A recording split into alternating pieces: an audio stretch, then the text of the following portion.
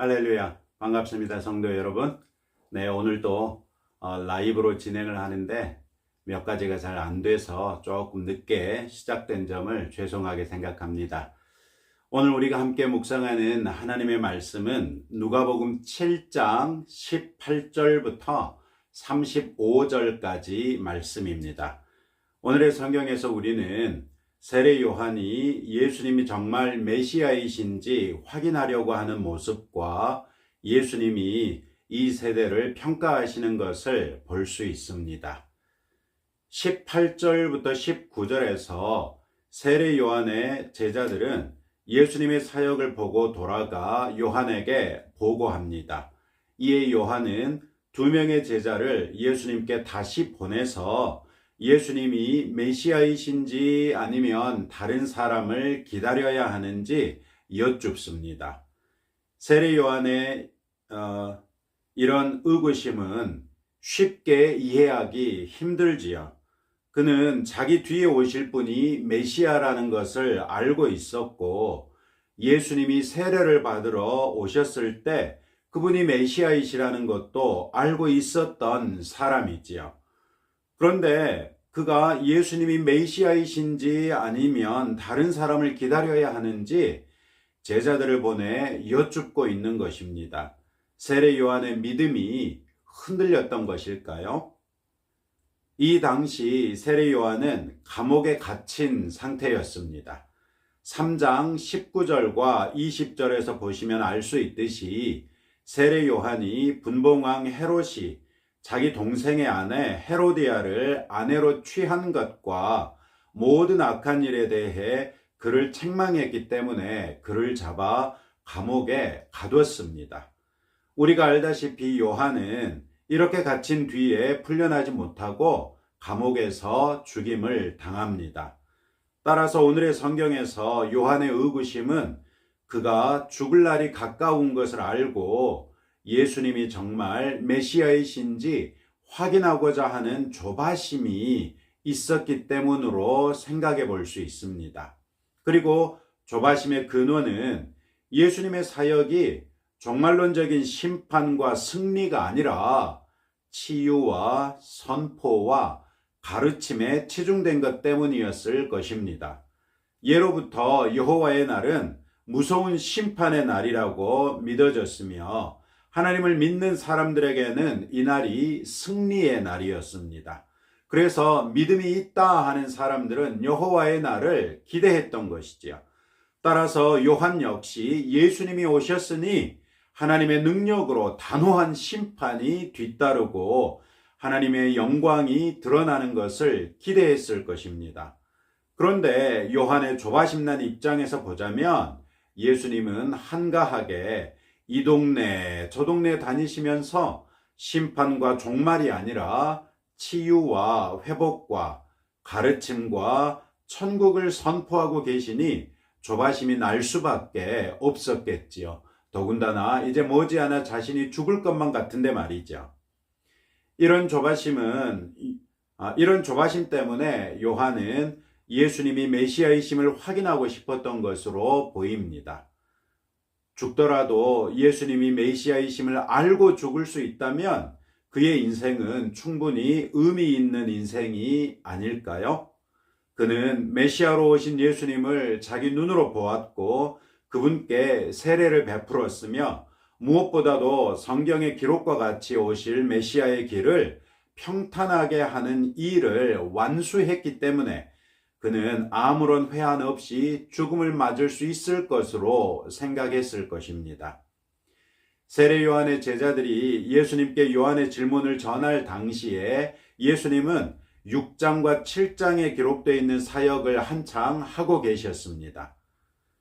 이 당시 사역을 간추려 정리한 것이 21절에 기술되어 있고 22절에서 예수님은 친히 하신 일들 중에서 맹인이 눈을 뜬 것, 못 걷는 사람이 걸은 것, 나병 환자가 깨끗함을 받은 것, 귀먹은 사람이 듣게 된 것, 죽은 사람이 살아난 것, 그리고 가난한 자에게 복음이 전파된 것들을 언급하십니다. 이 사건들 하나하나는 이사야서에서 장차 메시아가 오시면 하실 일들로 소개됐던 일들입니다.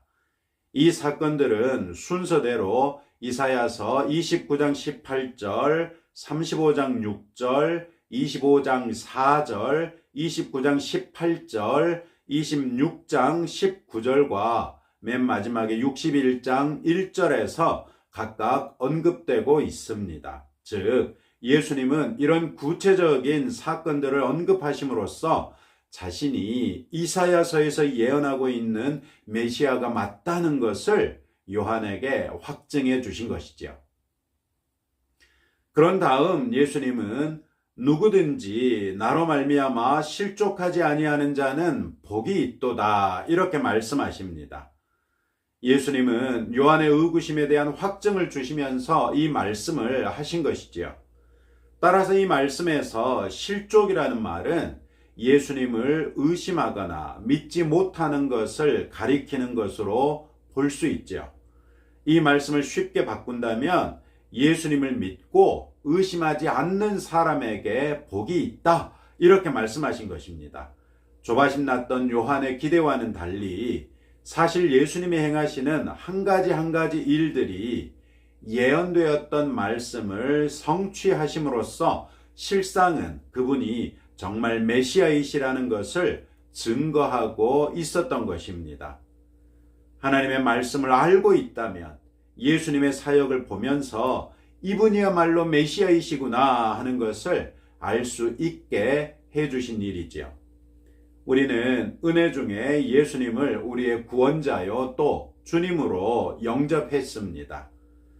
우리는 예수님으로 말미암아 실족하지 않을 수 있게 된 것이지요.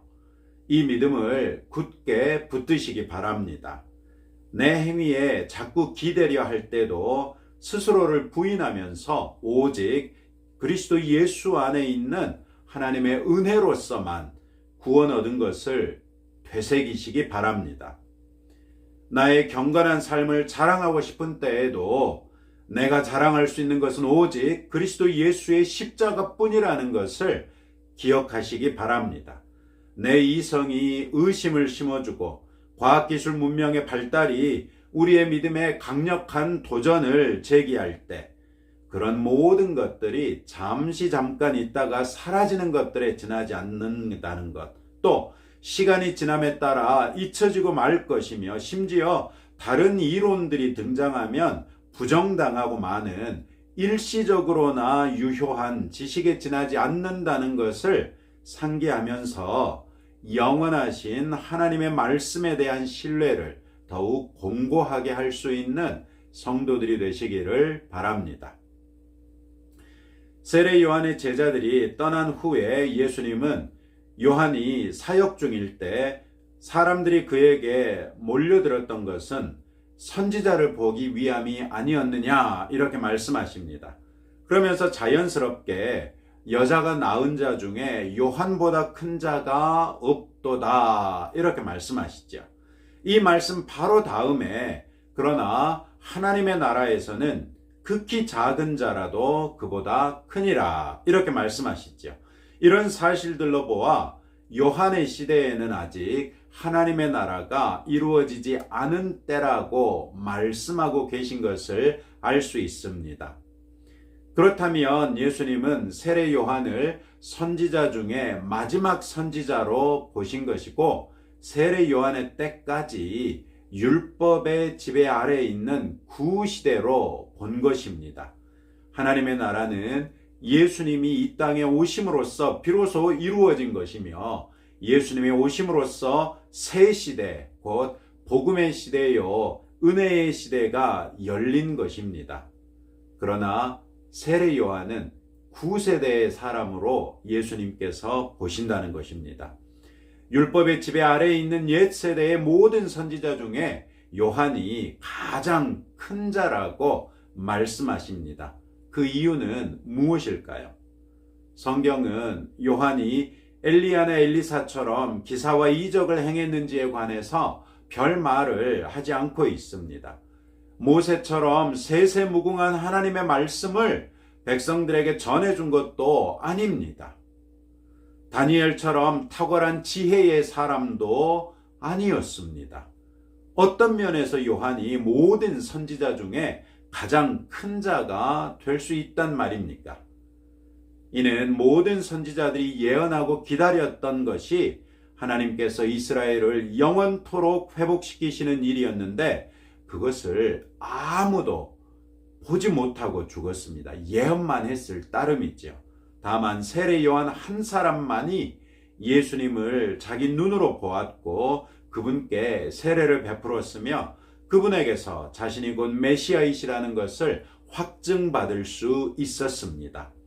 요한은 자신의 종말론적인 위치와 그의 역할, 즉 말라기 3장 1절이 예언하고 있는 그 선지자로서 주의 길을 예비했던 마지막 선지자라는 점에서 가장 큰 자였다는 말입니다. 그러나 요한이 아무리 큰 선지자라고 해도 그는 여전히 옛 질서에 속한 사람이요, 예수님이 열어제친 새 시대에 하나님의 나라를 직접 경험하지는 못했습니다. 그는 그때에 오히려 감옥에 갇힌 상태에서 간접적으로 얘기로만 들을 수밖에는 없었던 것이지요. 예수님의 십자가 은혜로서 하나님의 자녀가 된 성도는 메시아의 영광과 능력을 맛보고 있습니다. 이런 면에서 그가 아무리 옛 질서에서는 큰 자였어도 하나님의 나라에서는 그리스도 예수를 믿는 믿음으로써 하나님의 자녀가 된 모든 성도보다 지극히 작은 자에 지나지 않는다고 말할 수 있는 것이지요. 예수님의 은혜 안에 있는 우리가 얼마나 존귀한지 예수님의 말씀을 통해 다시 한번 확인하게 됐습니다. 우리 스스로에 대하여 더 건강한 자존감을 가질 수 있기를 주님의 이름으로 축복합니다. 하나님께서 예수님이 우리를 이토록 귀하게 여기시며 그 증거로서 우리에게 성령까지 주셨으니 우리가 얼마나 존귀합니까? 하나님께서도 예수님께서도 성령께서도 우리가 얼마나 존귀한지를 증거하고 있습니다. 여러분 스스로를 괴롭히는 어떤 열등의식이라든지 컴플렉스가 혹시 있습니까? 예수님의 은혜 안에서 그런 것들 역시 온전하게 치유될 수 있습니다. 우리의 어두운 모습을 하나님께 솔직히 고백하면서 예수님의 십자가 보혈로서 우리의 심령과 생각까지도 새롭게 해달라고 아뢰시고 하나님의 긍휼을 구하시기 바랍니다. 누가복음을 살피면서 예수님이 고쳐주시는 수없이 많은 사람들이 등장하는데 우리 또한 그 한 사람이 될 수 있다는 것을 믿으시기 바랍니다. 예수님께 고쳐달라고 나가보십시오. 31절부터 35절에서 예수님은 지혜는 자기의 모든 자녀로 인하여 옳다함을 얻느니라 이런 어려운 말씀을 하십니다. 이 말씀은 29절 30절과 연결되어 있습니다. 예수님은 자신을 따라다니며 말씀을 듣는 사람들을 가리켜 그들이 이미 세례 요한의 사역을 통하여 평탄케 된 길을 따라 예수님께 도달했다고 여기시지요. 그래서 예수님은 그들이 이미 요한의 세례를 받았다고 말씀하시는 것입니다.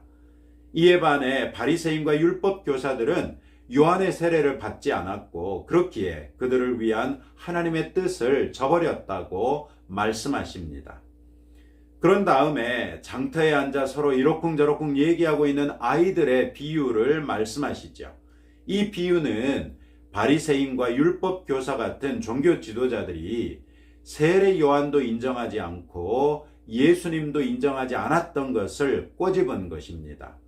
세례 요한에 대해서는 그가 거친 옷을 입고 광야에 사는 것을 조롱하면서 귀신 들렸다고 모함했고 예수님에 대해서는 세리와 죄인들의 친구라고 매도했습니다.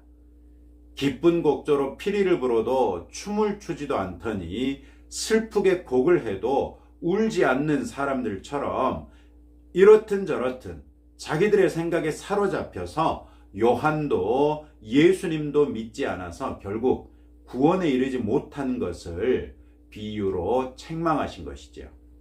이런 말씀 뒤에 지혜를 언급하고 계시는데 여기에서 말씀하시는 지혜는 곧 예수님 자신이라 할 수 있습니다.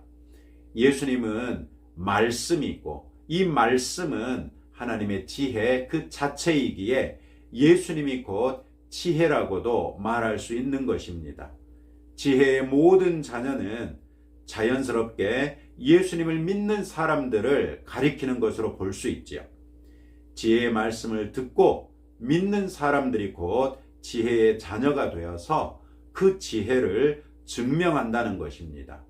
즉 예수님을 믿는 사람들의 존재가 예수님의 가르침이 하나님의 지혜를 담은 구원의 말씀이라는 증거가 된다는 것입니다. 요한의 말을 듣고 그에게서 세례를 받았던 사람들이 29절에서 하나님을 의롭다고 했던 것처럼 하나님의 지혜는 하나님의 말씀을 믿는 사람들을 통해 의로움이 증명됩니다. 즉 저와 여러분들이 예수님을 믿었더니 성경이 말씀하고 있는 그런 구체적인 복이 우리에게 임한다면 우리가 예수님을 믿는다는 그 사실 자체로서 예수님이 구원자이시고 하나님의 아들이시라는 사실이 증명되는 것이나 마찬가지라는 말씀을 하고 있는 것입니다. 예수님을 믿는 성도의 존재가 예수님의 주되심에 대한 하나의 좋은 증거입니다. 더욱이 우리가 말씀에 엄격하게 헌신한다면 얼마나 더 훌륭한 증인이 될 수 있지 않겠습니까? 우리는 이미 삼위 하나님의 증인이자 증거임을 늘 기억하십시다. 나로 인하여 삼위 하나님이 영광을 받으실 수도 있고 지탄의 대상이 될 수도 있고 손가락질을 당할 수도 있다는 것을 알고 우리의 언행에 주의하십시다. 우리의 언행이 성경 말씀을 잘 반영해서 우리 스스로가 삼위 하나님의 좋은 증거이자 증인이 될 수 있도록 힘쓰는 그런 성도 여러분들 되시기를 주님의 이름으로 축복합니다. 오늘 또 이런 말씀을 붙들고 다음과 같이 함께 기도하겠습니다. 영원하신 하나님의 말씀에 대한 흔들림 없는 믿음을 가진 견고한 그리스도인이 되도록 우리가 그리스도 예수 안에서 얼마나 존귀한 사람인지를 알아서 모든 열등의식과 콤플렉스를 극복하고 건강한 자존감을 가지고 담대하게 살아가도록 우리 스스로 삼위 하나님에 대한 훌륭한 증거이자 증인으로서의 사명을 감당하기 위해 언행에 성경적 가치를 온전하게 담아내는 성도가 될 수 있도록 기도하시고 우리 나라를 위해서 함께 기도하겠습니다. 하나님 아버지 감사합니다. 오늘도 아버지의 말씀을 통하여 우리에게 교훈을 주시고 또 촉구하셨습니다. 주님, 오늘 주신 말씀대로 영원하신 하나님의 말씀에 대한 흔들림 없는 믿음을 가진 견고한 그리스도인들이 될 수 있기를 원합니다. 조바심 나지 아니하게 하시고 오히려 하나님의 말씀을 다시 읽고 묵상함으로써 말씀에 대한 흔들리지 않는 믿음을 가지게 하옵소서. 우리가 그리스도 예수 안에서 얼마나 존귀한 사람인지 오늘의 말씀을 통하여 말씀해 주셨습니다. 그럼에도 불구하고 우리가 여전히 가지고 있는 열등의식이나 콤플렉스가 있다면 그런 것들을 하나님 앞에 솔직하게 고백하게 하시고 하나님께 도움을 구할 줄 아는 겸손하고 절박한 심령이 되게 하옵소서. 우리의 심령이 주 앞에 가난한 심령이 되므로 아버지 하나님의 은혜로서 우리가 건강한 자존감을 가지고 담대하게 살아가며 하나님 나라가 우리의 것이 되게 하옵소서. 우리 스스로 삼위 하나님에 대한 훌륭한 증거이자 증인이라는 것을 알게 하셨습니다. 그 사명을 감당할 수 있도록 언행에 성경적 가치를 온전하게 담아내는 실천하는 그리스도인 되게 하옵소서. 주님, 우리나라를 불쌍히 여겨 주옵소서. 아직 주님이 우리나라를 사용하실 수 있을진데 우리 한국 교회를 사용하실 수 있을진데 이번 이 어려움을 통하여 우리가 오히려 새로 거듭나게 하옵소서. 주님을 더욱 의지하게 하시고 성경 말씀으로 돌아가서 아버지께 붙들림 받은 주의 나라, 주의 백성들 거듭나게 하옵소서. 우리를 통하여 우리 대한민국의 찢기고 상한 것들을 싸매고 치유하는 아버지 하나님을 소망하오니 주여 우리를 변화시키시고 우리를 사용하여 주의 뜻을 이루어 주옵소서. 예수님 이름으로 기도합니다. 아멘. 오늘도 주신 이 말씀을 붙들고 하루를 살아나가실 때 말씀으로 승리하시는 성도 여러분 되시기를 주님의 이름으로 축복합니다.